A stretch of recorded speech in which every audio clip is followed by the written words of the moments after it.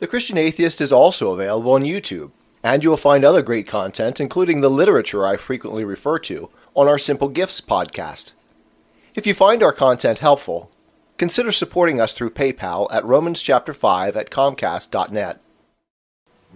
Welcome to a special Easter edition of The Christian Atheist, where faith and reason fuse in the incarnation. The Triumph of Easter by Dorothy Sayers. O felix culpa, said Augustine of Hippo rather dangerously, with reference to the sin of Adam. O happy guilt that did deserve such and so great a Redeemer. It is difficult, perhaps, to imagine a pronouncement that lays itself more open to misunderstanding. It is the kind of paradox that bishops and clergy are warned to beware of uttering from the pulpit. But then, the Bishop of Hippo was a very remarkable bishop indeed, with a courage of his convictions rare in highly placed ecclesiastical persons. If spiritual pastors are to refrain from saying anything that might ever, by any possibility, be misunderstood by anybody, they will end, as in fact many of them do, by never saying anything worth hearing. Incidentally, this particular brand of timidity is the besetting sin of the good churchman. Not that the church approves it. She knows it of old for a part of the great, sprawling, drowsy, deadly sin of sloth. A sin from which the preachers of fads, schisms, heresies, and antichrist are most laudably free. The children of this world are not only, as Christ so caustically observed, wiser in their generation than the children of light, they are also more energetic, more stimulating, and bolder. It is always, of course, more amusing to attack them than to defend.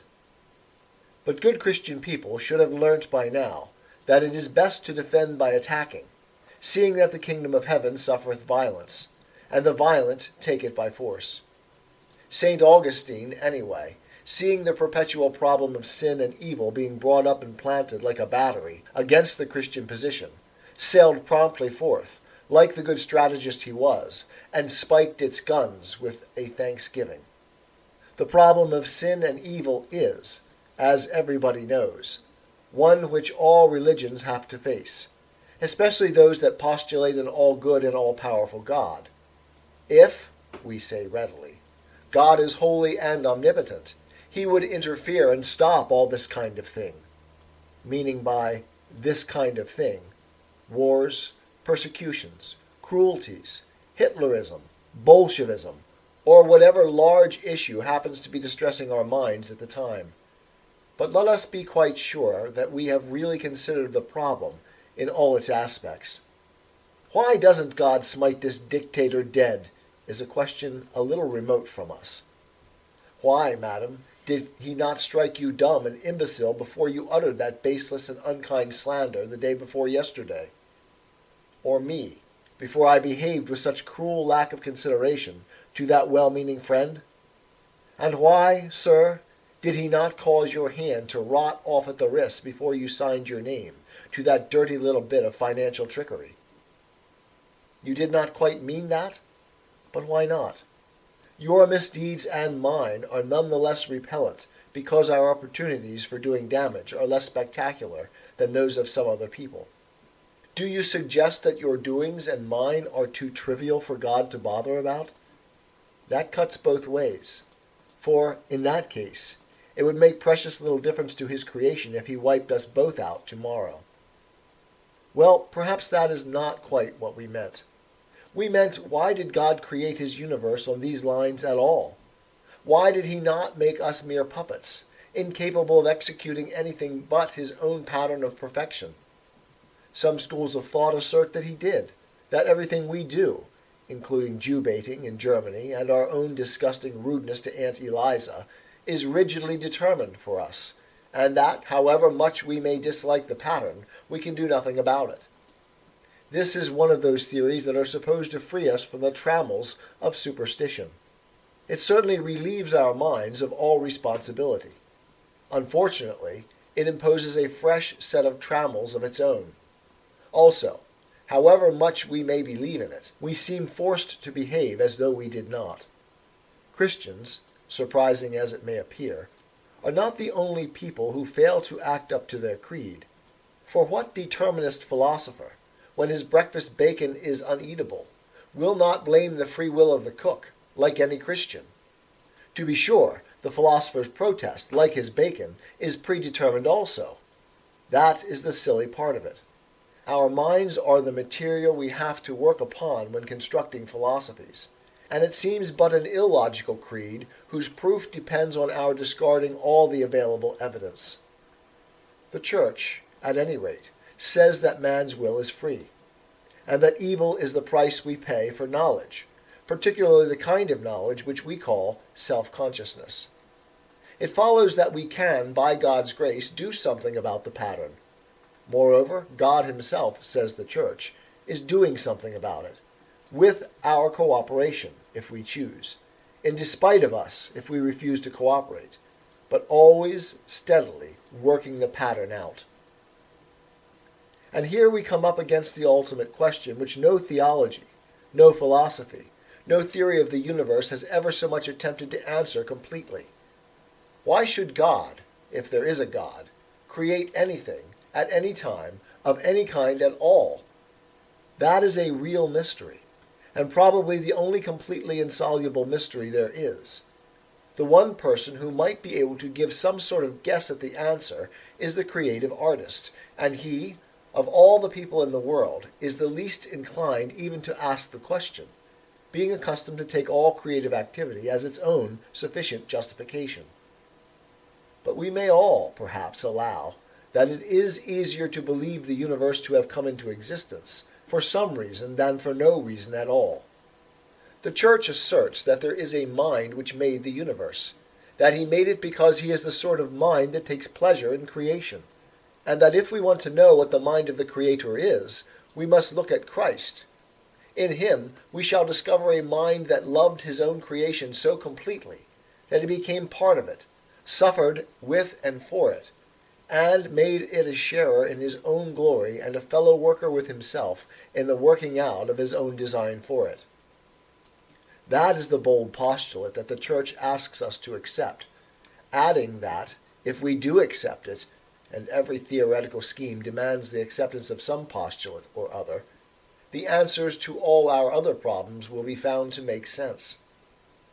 Accepting the postulate, then, and looking at Christ, what do we find God doing about this business of sin and evil? And what is he expecting us to do about it? Here the Church is clear enough. We find God continually at work turning evil into good, not, as a rule, by irrelevant miracles and theatrically effective judgments. Christ was seldom very encouraging to those who demanded signs or lightnings from heaven, and God is too subtle and too economical a craftsman to make very much use of those methods. But he takes our sins and errors and turns them into victories, as he made the crime of the crucifixion to be the salvation of the world. O felix culpa, exclaimed St. Augustine, contemplating the accomplished work. Here is the place where we are exceedingly liable to run into misunderstanding. God does not need our sin.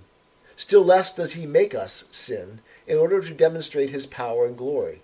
His is not the uneasy power that has to reassure itself by demonstrations. Nor is it desirable that we should create evils on purpose for the fun of seeing him put them right. This is not the idea at all. Nor yet are we to imagine that evil does not matter, since God can make it all right in the long run. Whatever the Church preaches on this point, it is not a facile optimism, and it is not the advisability of doing evil that good may come.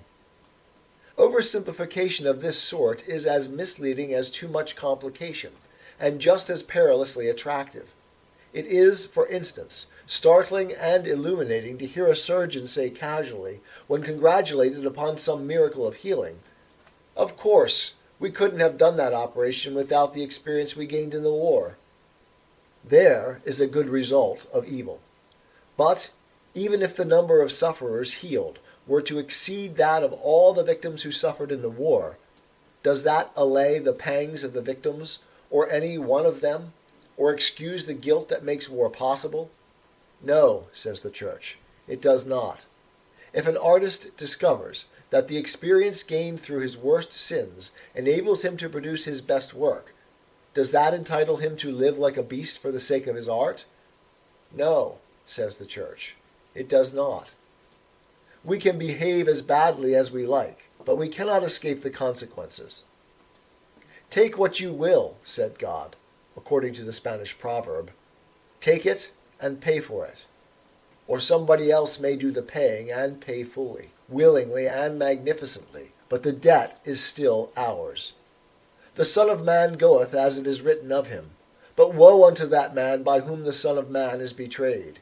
It had been good for that man if he had not been born. When Judas sinned, Jesus paid. He brought good out of evil. He led out triumph from the gates of hell, and brought all mankind out with him. But the suffering of Jesus and the sin of Judas remain a reality. God did not abolish the fact of evil. He transformed it. He did not stop the crucifixion. He rose from the dead.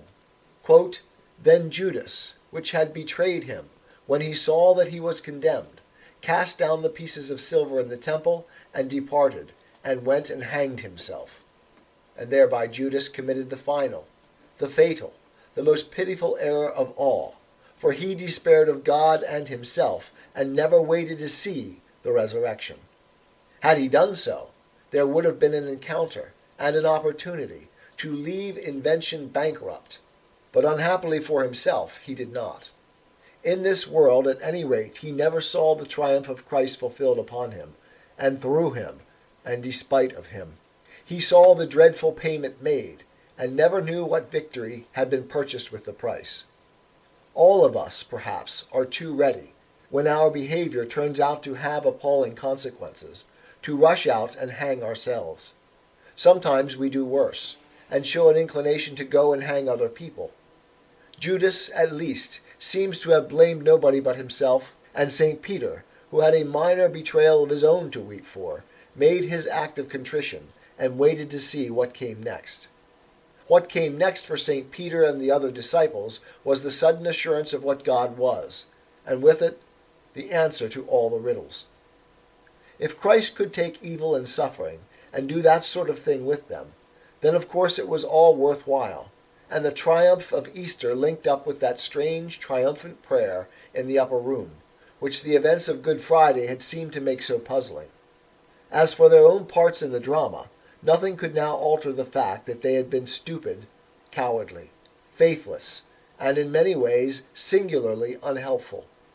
But they did not allow any morbid and egotistical remorse to inhibit their joyful activities in the future. Now, indeed, they could go out and do something about the problem of sin and suffering. They had seen the strong hands of God twist the crown of thorns into a crown of glory. And in hands as strong as that, they knew themselves safe. They had misunderstood practically everything Christ had said to them. But no matter. The thing made sense at last, and the meaning was far beyond anything they had dreamed. They had expected a walkover, and they beheld a victory. They had expected an earthly Messiah, and they beheld the soul of eternity. It had been said to them of old time, No man shall look upon my face and live. But for them, a means had been found. They had seen the face of the living God turned upon them, and it was the face of a suffering and rejoicing man. I am a Christian, with the searching and skeptical mind of an atheist. I don't want to believe anything that isn't true. I know both sides of the looking glass, and I know them with open eyes. I choose Christ's side. I invite you to join me from wherever you stand before the looking glass. That's this week's episode. Thanks for listening. And remember, you can have your religious cake and eat it too. You can have reason, respect for science, a 21st century worldview, and be a Christian.